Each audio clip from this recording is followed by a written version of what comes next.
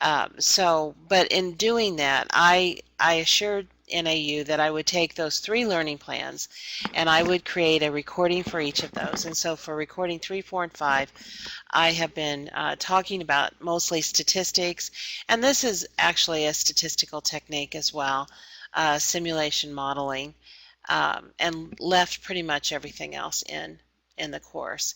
So that's why you went from 8 learning plans to 5. So we're going to talk a little bit about simulation modeling, and actually I used simulation modeling quite a bit. I worked for a large national and international engineering firm, and the engineers used it when they did their PERT analysis for project management. So, and it is a quantitative analysis technique, and so many of the things that we've learned about already this term about problem solving and quantitative analysis, you'll see pop up again for simulation modeling. So let's get started. Here we go. Let's start with our learning objectives. And as you can see here, we have 5 objectives for this chapter, which is chapter 14 in your book. But you should know about the wide variety of problems that you can use simulation in. You should understand the 7 steps to conducting a simulation, explain the advantages and disadvantages of simulation, develop random number intervals and use them to generate outcomes, and understand alternative simulation packages that are available to you as a manager.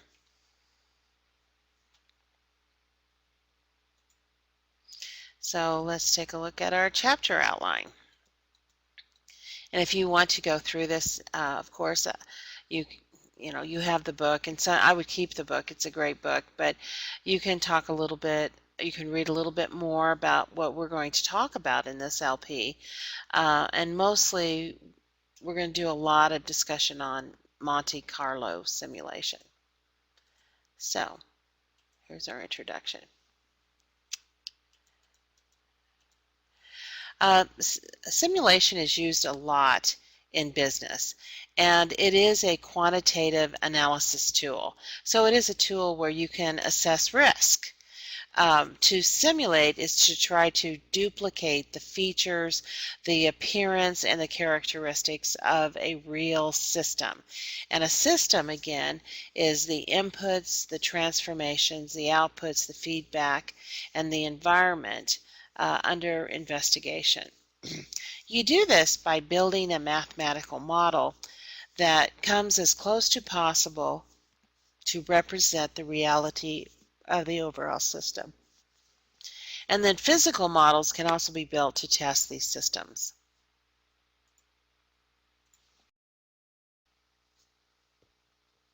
All right, so using a simulation, this should look very familiar to you. First of all, you define the problem. Now, how many times have we talked about how this is the most critical step in nearly everything that you will do as a manager or as a student? And I think this is one of the tougher things. A lot of times people don't really define the problem, they define something else. But anyway, define the problem. Then introduce the variables associated with the problem. And then construct a simulation model, and we'll show you how to do that. Set up possible courses of action for testing. Then run the simulation experiment, and then consider the results. I love that verb, consider the results, and decide what courses of action to take. So here we have a graphic of this, and this is in your textbook, where we have defined the problem, introduce the important variables. So it'll take you some time to identify those, construct a model, specify values of the variables to be tested, conduct the simulation, examine the results, and then select the best course. And of course, after examining it, if you feel that you need to go back and look at your model, then you can go back at that point, and you can either go back to construct a model or go back and specify new variables that need to be tested. So here are some advantages and disadvantages of simulation. The main advantage of simulation is, um, you know, it's easy to do. If you understand how to do it, it's easy to do. It's straightforward and it's very flexible. Computers make it very easy to develop your own model, and you can use it to analyze very large and complex real-world situations, and allows you as a manager to say, well, what if this instead of that? For instance, in a PERT analysis, you say, well, what is the best scenario, the most likely, and the least likely scenario? Uh, it does not interfere with the real-world system. It enables studies of interactions between components, it enables time compression, and it enables the inclusion of real-world complications. And what I like is saves you a lot of money. It gives you an opportunity to think through things, and it doesn't cost any money to do that, to run a what if, versus if you get involved in a construction project and have to, you know, rework something or re-look at the blueprints and rebuild something. Now we're talking about a lot of money. So, so there's a lot of advantages to this. The disadvantages are, you know, it can require a complicated process at times to develop the model. It does not generate optimal solutions. It's a trial and error approach, and it requires managers to generate all the conditions and constraints of a real-world problem, and each model is unique, and the solutions and inferences are not usually transferable to other problems.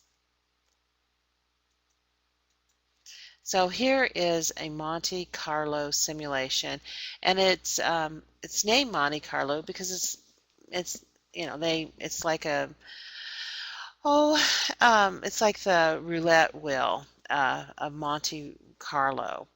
So, yeah, as I said earlier, risk analysis is really part of every business decision you'll be involved in. And you know, we don't have a crystal ball, so we're always going to be dealing with uncertainty and variability in all of our problems. And, you know, we've talked about this before. You can forecast, but, you know, forecasts are never 100% right. You can't, you never accurately predict the future. Generally. So Monte Carlo simulation, or the method, lets you see some of the possible outcomes of your decisions and assess the impact of the risk. And that gives you an opportunity to make better decisions under uncertainty. Monte Carlo simulation is nothing more than a computerized mathematical model that allows you to account for risk using quantitative methods and decision making. And you should know that this technique is used by many professionals, especially engineers,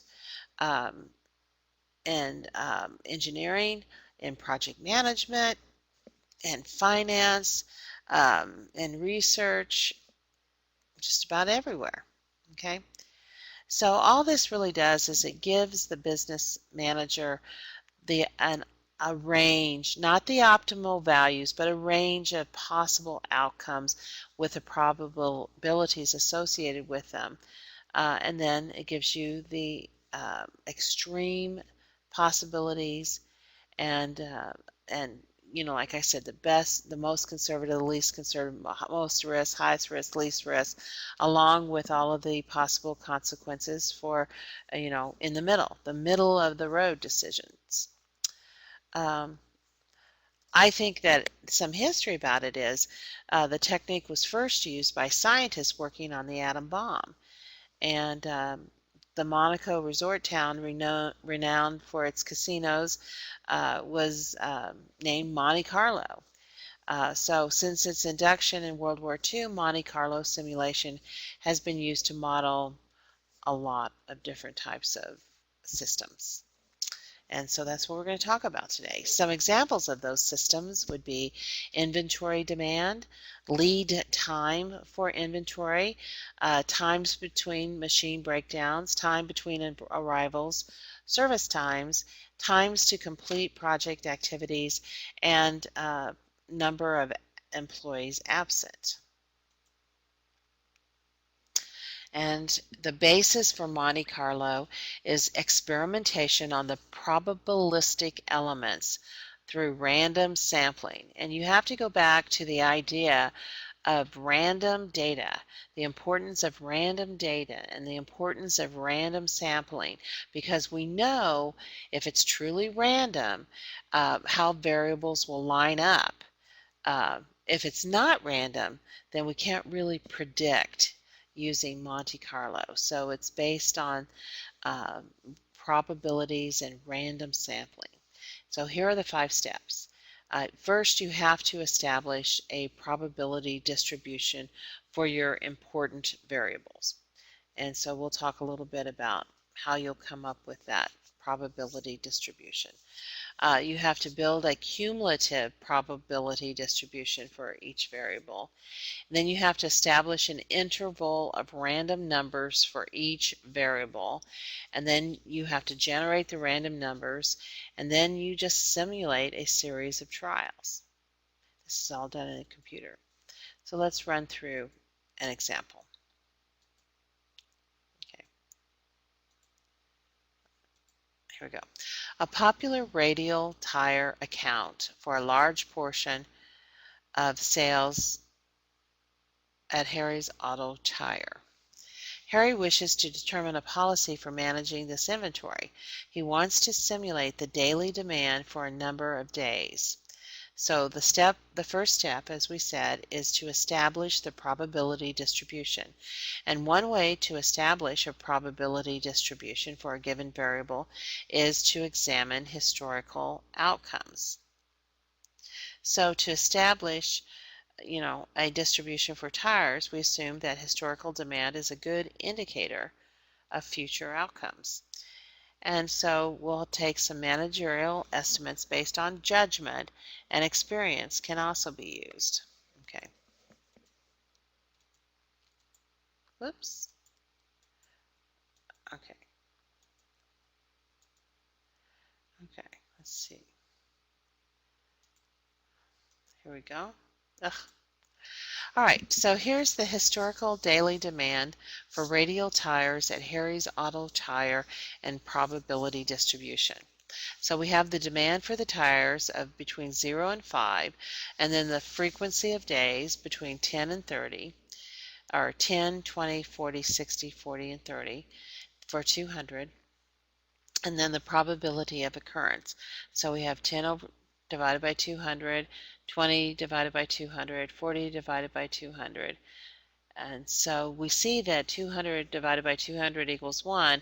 So we know that probabilities are between 0 and 1, right? Or -1 to 1. And so this adds up to 1. So we know that this is a good probability distribution.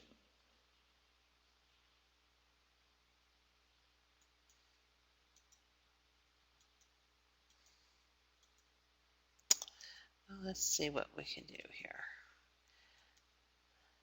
All right. All right, step 3, setting random number intervals.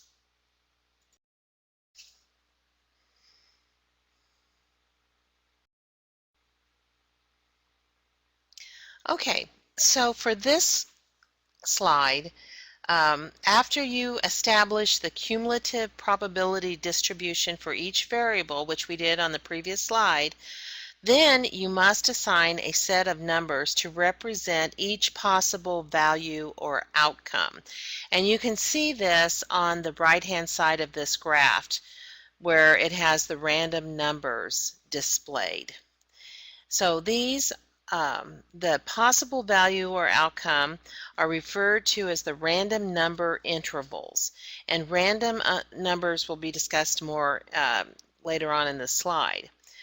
So if there is a 5% chance that demand for a product is 0 units per day, we want 5% of the random numbers available to correspond to a demand of 0 units. If a total of 100 two-digit numbers is used in the simulation, then we could assign a demand of 0 units for the first 5 random numbers as 01, 02, 03, 04, and 05. Then a simulated demand for 0 units would be created every time one of the numbers 01 to 05 was drawn. If there is also a 10% chance that demand for the same product is 1 unit per day, we could let the next 10 random numbers of 06, 07, 08, 09, 10, 11, 12, 13, 14, and 15 represent that demand, and so on and so forth up to the probability of 1.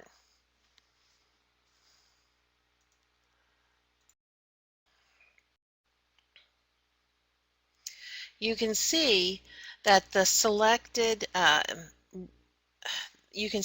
interval selected to represent each possible daily demand is very closely related to the cumulative probability on the left. The top end of each interval is always equal to the cumulative probability percentage.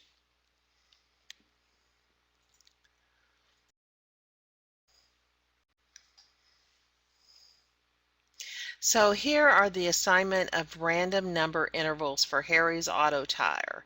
And you can see we just took this off of the graph from the previous slide. Okay, step 4, generate random numbers. Random numbers can be generated in several ways. Large problems will use computer programs to generate the needed random numbers. For small problems, random processes like roulette wheels or pulling chips from a hat may be used. The most common manual method is to use a random number table. Because everything is random in a random number table, we can select numbers from anywhere in the table to use in the simulation.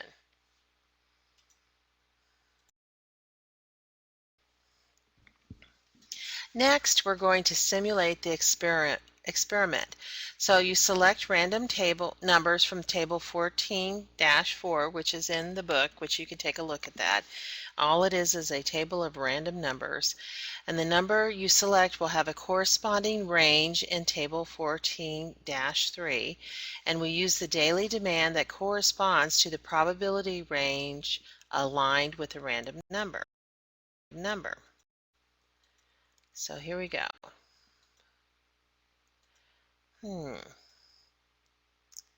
So here is a 10-day simulation of demand for radial tires.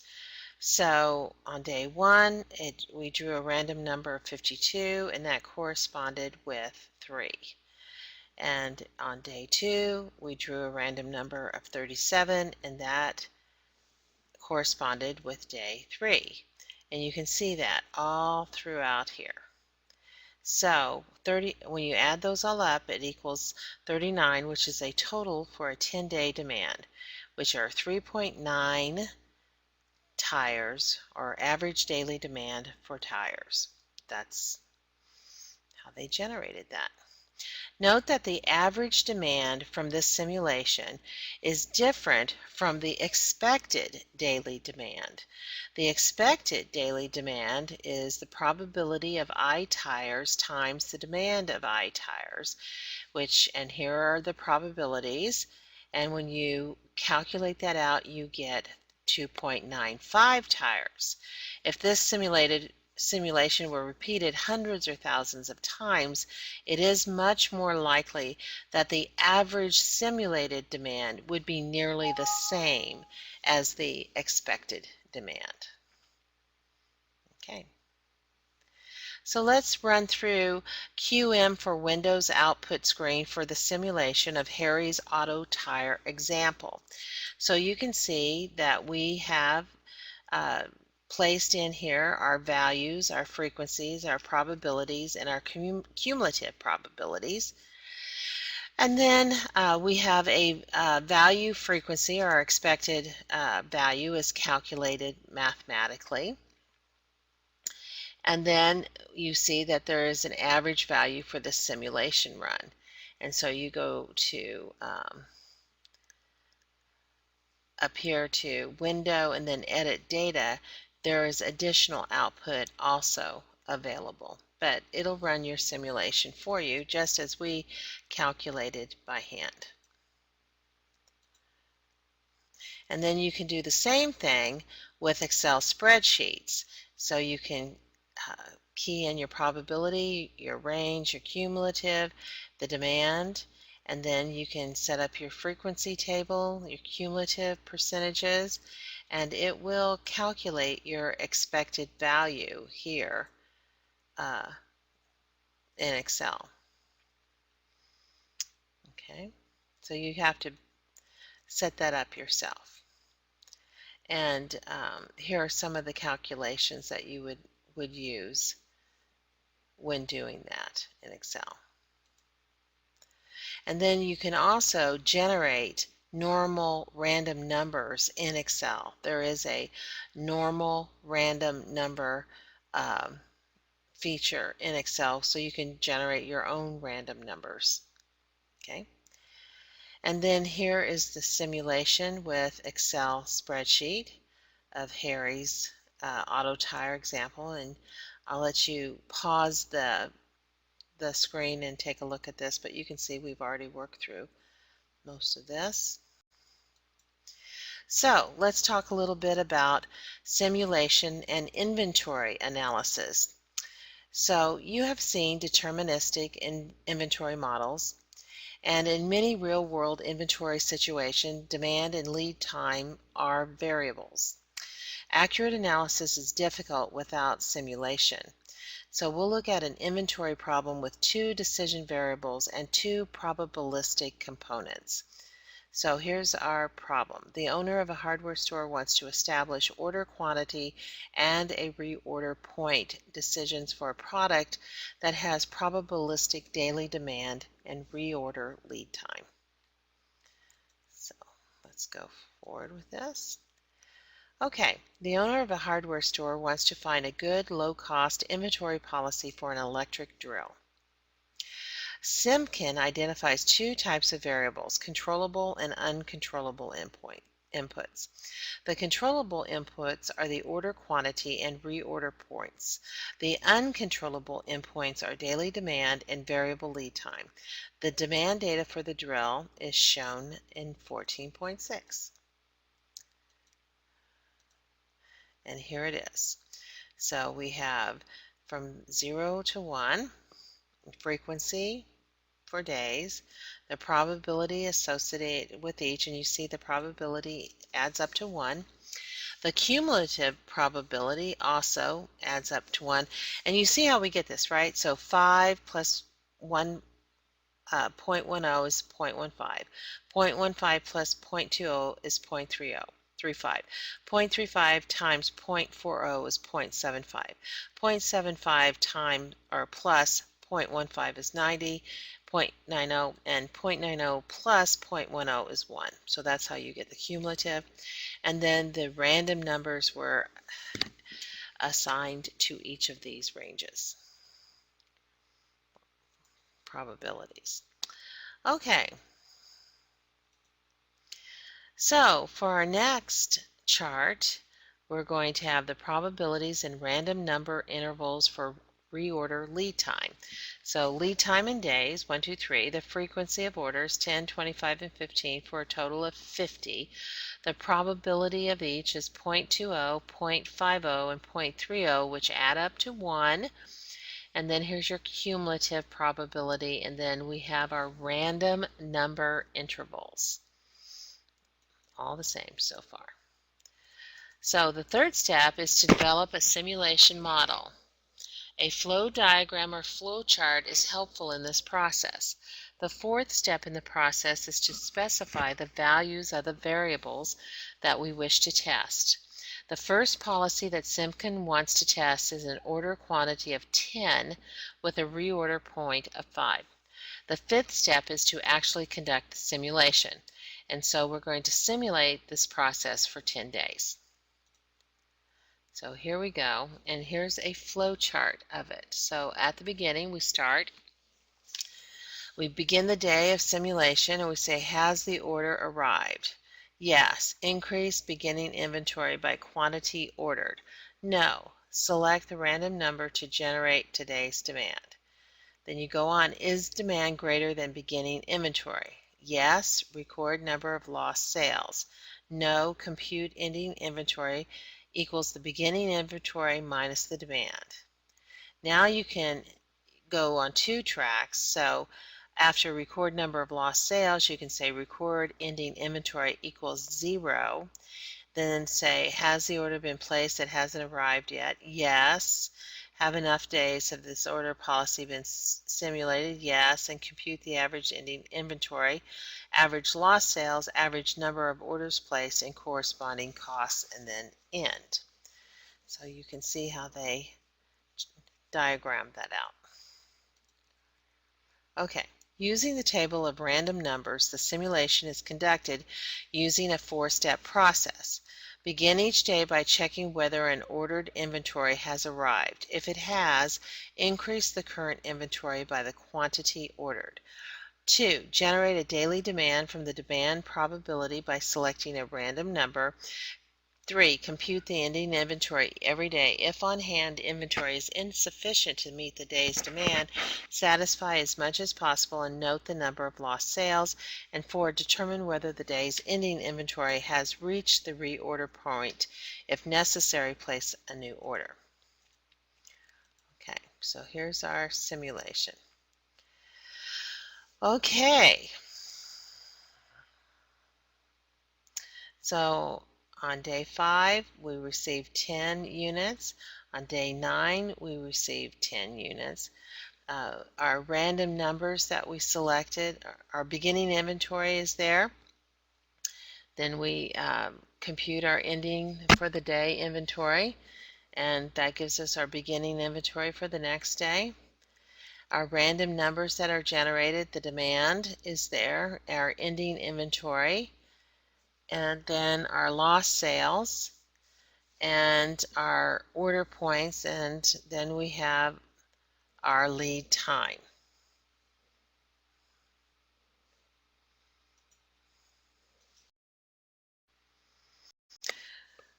So let's go back and take a look at this.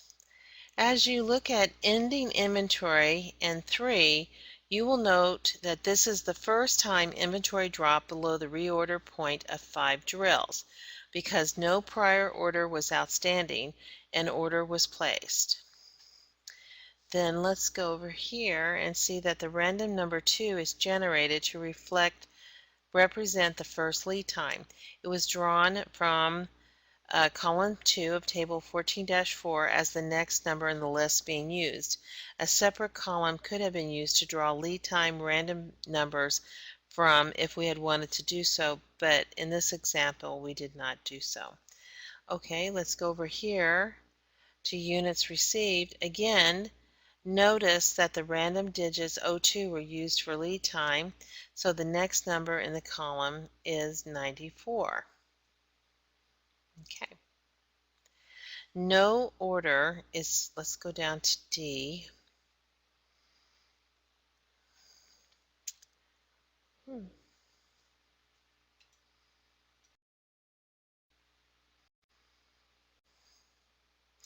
So no order was placed on day 4 because there is one outstanding from the previous day that has not arrived. Let's go over here to 10. And it says the lead time for the first order placed is 1 day, but as noted, an order does not arrive the next morning but at the beginning of the following working day. So the first order arrives the start of day 5.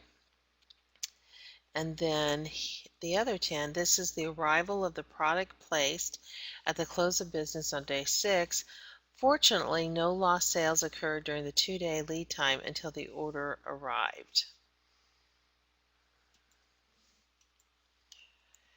So the object is to find a low-cost solution so Simkin can determine the costs. And the equations for average daily ending inventory and average lost sales and average number of orders placed is calculated here. So average ending inventory is 41 total units divided by 10 days, or 4.1 units per day.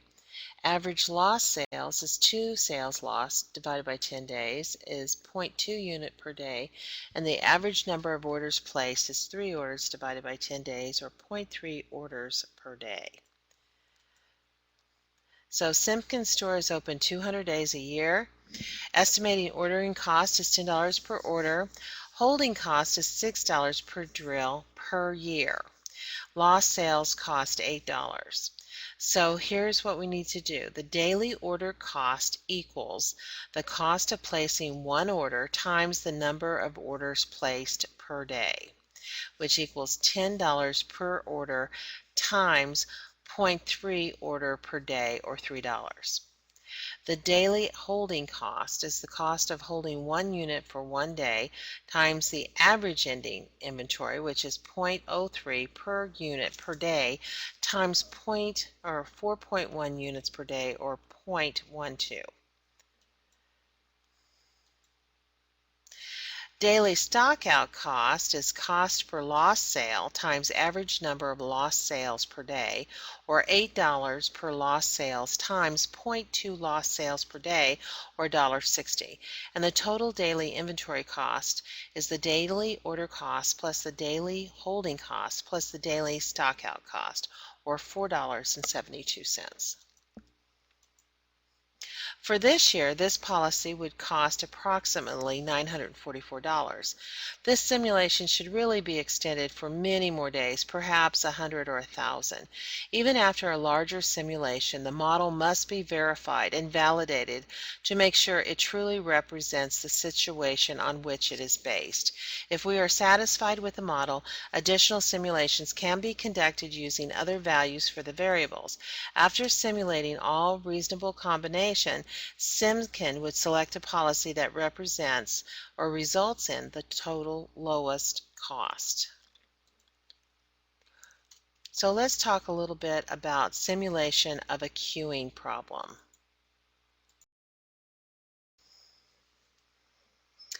So fully loaded barges arrive at night in New Orleans following their long trips down the Mississippi River from industrial Midwestern cities. The number of barges docking on any given night ranges from 0 to 5. The probability of 0, 1, 2, 3, 4, or 5 arrivals is displayed in Table 14.9 in your textbook. In the same table, we can establish a cumulative probability and corresponding random number intervals for each possible values. So, modeling waiting lines is an important application of simulation. The assumption of queuing models are quite restrictive, and sometimes simulation is the only approach that fits. So here's what we talked about. Fully loaded barges arrive at night. The number of barges each night varies from 0 to 5. The supervisor has information which can be used to create a probability distribution. Barges are unloaded first in, first out. Barges must wait for unloading, which is expensive. The dock superintendent wants to do a simulation study to enable him to make better staffing decisions. So here we have it. We have number of arrivals, our probability, our cumulative probability, again, which equals 1, and then our random number interval, again, that goes up to 100.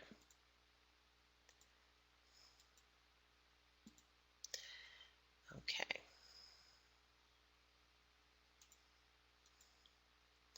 Let's see if I can get this to work. Okay, so here's our queuing simulation of the Port of New Orleans barge.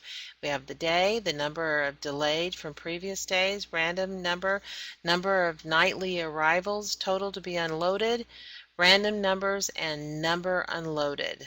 So here's the total arrivals, total delays 20, total arrivals, and total unloadings.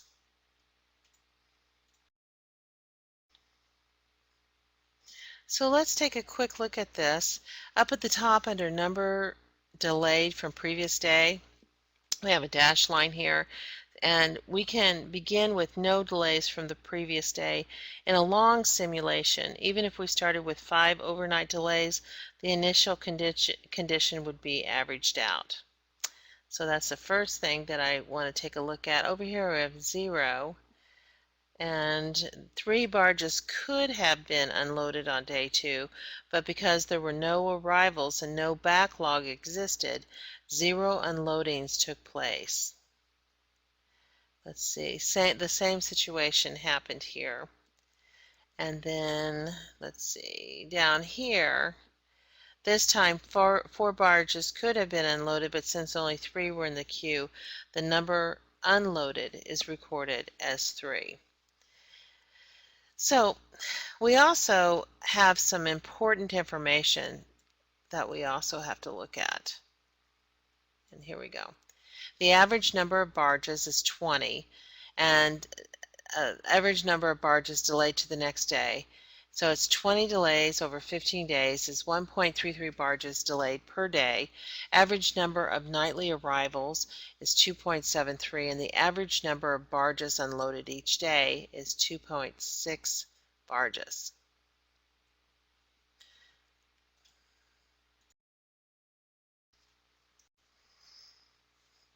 When this type of data and information is analyzed in the context of delayed cost or idle labor cost and the cost of hiring extra unloading crews, it is possible for the dock superintendent and port controller to make a better staffing decision. They may even elect to re-simulate the process, assuming different unloading rates would correspond to increased crew sizes. Although simulation is a tool that cannot guarantee an optimal solution to problems such as this, it can be helpful in recreating a process and identifying good decision alternatives.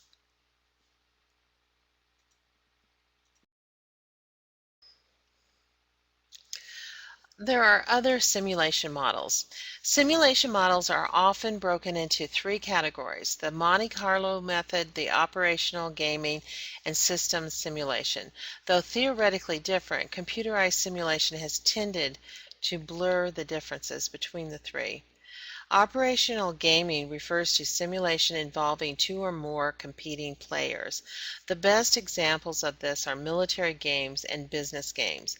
These types of simulation allow the testing of skills and decision making in a competitive environment. System simulation is similar in that it allows users to test various managerial policies and decisions to evaluate their effect on the operating environment. This models the dynamics of large systems. A corporate operating system might model sales, production levels, marketing policies, investment, union contracts, utility rates, financing, and other factors. Economic simulations, often called econometric models, are used by governments, bankers, and large organizations to predict inflation rates, domestic and foreign money supplies, and unemployment levels. Inputs and outputs of a typical economic system simulation. So income tax levels, corporate tax rates, interest rates, government spending, foreign trade policies come out with gross national product, inflation rate, unemployment rates, monetary supplies, and population growth rates. It is important that a simulation model be checked to see that it is working properly and providing good representation of the real-world simulation or situation. The verification process involves determining that the computer model is internally consistent and following the logic of the conceptual model. Verification answers the question, did we build the right model? Validation is the process of comparing a simulated model to the real system it represents to make sure it is accurate. So validation answers the question, did we build the right model? Computers are critical in simulating complex tasks. General-purpose programming languages can be used for simulation, but a variety of simulation software tools have been developed to make the process easier, and there's some examples of that here. Excel and add-ins can also be used to simulate problems. That's the end of this presentation. I hope you enjoyed it. If you have any questions, please don't hesitate to give me a call. Otherwise, I'll see you online.